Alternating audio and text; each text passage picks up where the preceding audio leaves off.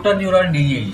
Motor neuron disease यानी MND, ठीक है। तो MND का मतलब होता है, क्या होता है, मोटर न्यूरॉन डिजीज का मतलब होता है हमारे शरीर में जो नर्व होते हैं ना, वो अलग अलग प्रकार के नर्व होते हैं। एक जो नर्व होते हैं ना, जो ब्रेन से ऑर्डर लेकर के शरीर के विभिन्न भागों को काम कराते हैं, जिसे हम लोग मोटर नर्व कहते हैं, ठीक है। और दूसरा प्रकार के जो नर्व होते हैं शरीर के विभिन्न भागों से सेंस को, यानी कि अनुभूति यानी एहसास या फीलिंग को ब्रेन में ले जाते हैं, तो उनको बोलते हैं सेंसरी नर्व, ठीक है। और जिस नर्व में मोटर नर्व और सेंसरी नर्व दोनों का काम होता है, यानी कि एक ही नर्व के द्वारा ब्रेन से ऑर्डर शरीर में जाता है और शरीर से उसी नर्व के द्वारा ऑर्डर ब्रेन में आता है। तो इस प्रकार के नर्व को मिक्स नर्व कहते हैं या उसे ऑटोनॉमिक नर्व कहते हैं, ठीक है। तो दोस्तों ये जो मोटर न्यूरॉन जो होते हैं, यानी कि ब्रेन के द्वारा जो ऑर्डर या कमांड या जो इम्पल्स शरीर में काम कराने के लिए जो जाना चाहिए ना, वो ठीक से काम नहीं करता या उनमें गड़बड़ी होने की वजह से ब्रेन से आने वाली जो मोटर नर्व है उनमें गड़बड़ी होने से शरीर के विभिन्न भागों में जो कमांड पहुंचना चाहिए, जो ऑर्डर पहुंचना चाहिए, जो इम्पल्स पहुंचना चाहिए, वो नहीं पहुंचने से मसल्स है, शरीर के अंग है, वो क्या हो जाते हैं, लेजी हो जाते हैं, उनमें कमजोरी आ जाती है, उनमें थकान आना चालू हो जाते हैं, जिसकी वजह से व्यक्ति वो निश्चित काम करना कठिनाई महसूस होते हैं या मुश्किल होना चालू हो जाते हैं, ठीक है।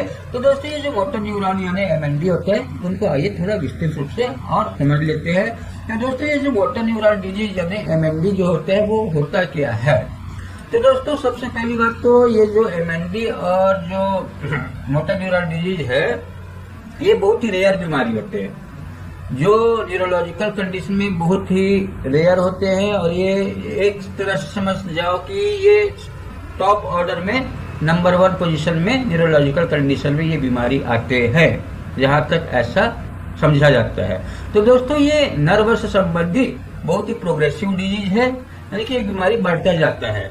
इसमें ब्रेन से शरीर में आने वाले मोटर नर्व में डिमाइलिनेशन हो जाने के कारण ये प्रॉब्लम आते हैं, यानी कि ब्रेन से जो ऑर्डर लेकर जाने वाले जो नर्व है ना, ब्रेन से शरीर के विभिन्न भागों में ऑर्डर लेकर जाने वाले, कमांड लेकर जाने वाले, इम्पल्स लेकर जाने वाले जो नर्व है, उसमें डिमाइलिनेशन हो जाता है, जिसकी वजह से शरीर के अंगों को काम करने के लिए जो ऑर्डर मिलना चाहिए, कमांड मिलना चाहिए, वो नहीं मिलने से शरीर कमजोर हो जाते हैं और अपना काम करना बंद कर देते हैं।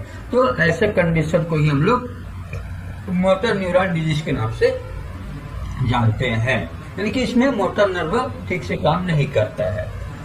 दोस्तों ये जो आप समझ सकते हैं, ये जो ब्रेन है, ठीक है, ये ब्रेन है, ये मोटर नर्व है, और मोटर नर्व शरीर के विभिन्न जगह के जो मसल्स है उनको उकसाने का काम करते हैं। और अगर ये मोटर नर्व अगर किसी भी मसल को अगर नहीं उकसाएगा, तो मसल को कमांड या ऑर्डर नहीं मिलने से मसल ठीक से काम नहीं करेगा, जिससे शरीर में कमजोरी या थकान महसूस होने लगेंगे और वो मसल काम करना बंद कर देते हैं। तो ऐसे कंडीशन में मोटर न्यूरॉन जिम्मेदार होते हैं, क्योंकि वो कमांड ठीक से नहीं दे पा रहे हैं किसी कारणवश, ठीक है। और ये कारण क्या हो सकते हैं, डिमाइलिनेशन हो सकता है, कोई इन्फेक्शन हो सकता है, कोई इन्फ्लेमेशन हो सकता है, या कोई अन्य कारण भी हो सकता है, ठीक है। दोस्तों ये ब्रेन में कोई मार या चोट लगने से भी हो सकता है। मोटर न्यूरॉन जो होते हैं ना, ब्रेन में मार लगने या चोट लगने की वजह से हो सकता है, या ब्रेन में कई टिश्यूओं को ठीक मात्रा में रक्त का सप्लाई कम हो जाता है, जिसकी वजह से ब्रेन के टिश्यू को ऑक्सीजन ठीक से न मिलने से ब्रेन के टिश्यू में एट्रोफी होने की वजह से भी हो सकते हैं, ठीक है। तो ऐसा कहा जाता है कि ये जो मोटर न्यूरॉन डिजीज का जो वास्तविक कारण अभी तक पता नहीं है कि ये बीमारी क्यों आता है, ठीक है। ये बीमारी क्यों आता है, ऐसा कोई भी अभी शोध या रिसर्च में नहीं पाया गया है कि बीमारी इस वजह से आते हैं। फिर भी ब्रेन में जो संभावित जो कारण है, इन संभावित कारणों में एक तो पहली बात तो ब्लड सप्लाई की कमी की वजह से, ऑक्सीजन ठीक से नहीं मिलने की वजह से भी हो सकते हैं, और ब्रेन को चोट या मार लगने की वजह से ये प्रॉब्लम मोटर नर्व में आ सकता है, जिसकी वजह से मोटर नर्व शरीर के मसल को कमांड नहीं देने से मसल थकान चालू हो जाते हैं, कमजोरी हो जाते हैं। दोस्तों अगर किसी भी रोगी को अगर मोटर न्यूरॉन डिजीज हुआ है या MND हुआ है, तो इनके क्या क्या लक्षण हो सकते हैं। तो दोस्तों व्यक्ति के कई सारे अंग स्वतंत्र रूप से काम नहीं कर पाते, मसल फड़फड़ाते हैं, ट्विचिंग होते हैं, मसल्स कम होने लगते हैं, मसल टूटता है, डिटोरिएशन होता है, जिससे शरीर में कमजोरी होने लगती है। मसल टोन कम होने से मसल मूवमेंट ठीक से नहीं हो पाता। आप अगर हाथ को उठाना चाहोगे तो हाथ नहीं उठेगा, ठीक है। तो ये कितना कमजोरी शरीर में आ जाते हैं। इनके अलावा उठने बैठने और चलने में परेशानी होना, हाथ ऊपर नहीं उठा पाना, ये सामान्य लक्षण मोटर न्यूरॉन डिजीज के होते हैं। इनके अलावा बेचैनी, घबराहट होना, सांस लेने में परेशानी होना, चक्कर आना जैसे लक्षण MND के पेशेंट को होते हैं। इनके अलावा स्पीच बिगड़ना, शब्द समझ नहीं आना, लार ज्यादा निकलता है, ये संभावित जो कारण होते ही है ना, उनके लक्षण इस प्रकार से आ सकते हैं, ठीक है। तो कई पेशेंट का आवाज समझ में नहीं आता, बोलते हैं तो कई लोग का बहुत लार ज्यादा गिरता है, जिसे ड्रूलिंग के नाम से जानते हैं, है ना। स्पीच स्लर्ड होना और साथ में ड्रूलिंग आना, ये सामान्य लक्षण में से एक है। इनके अलावा खाना खाने या निगलने में कठिनाई होना, कभी कभी खाना खाते हुए या पानी पीते हुए ठसका या सफोकेशन होना जैसे लक्षण मोटर न्यूरॉन डिजीज के रोगियों में देखा गया है।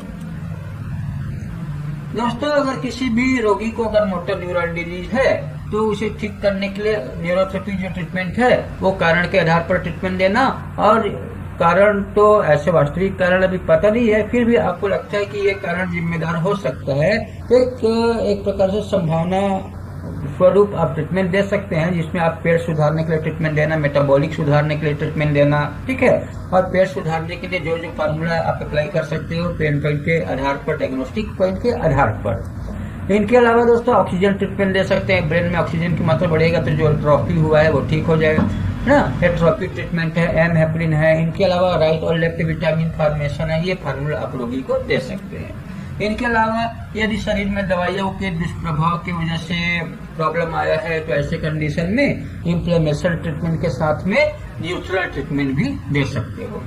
इनके अलावा यदि ब्रेन में मार या चोट लगने के कारण अगर प्रॉब्लम आया है तो इंजरी ट्रीटमेंट भी देना है। इनके अलावा यदि शरीर में कड़कपन हो तो बेसल के लिए फार्मूला देना है, और पेट में गड़बड़ी है तो पेट को सेट करने के लिए ट्रीटमेंट देना ही देना है, ठीक है। इनके अलावा अगर आपको और कोई लक्षण में सुधार करना है तो लक्षण के आधार पर आपको फिजिकल पॉइंट भी देना है, केमिकल पॉइंट के साथ साथ फिजिकल पॉइंट भी देना है, ठीक है। तो ये आप लोग ध्यान रखिएगा। Please like, share, subscribe my channel and please press the bell icon.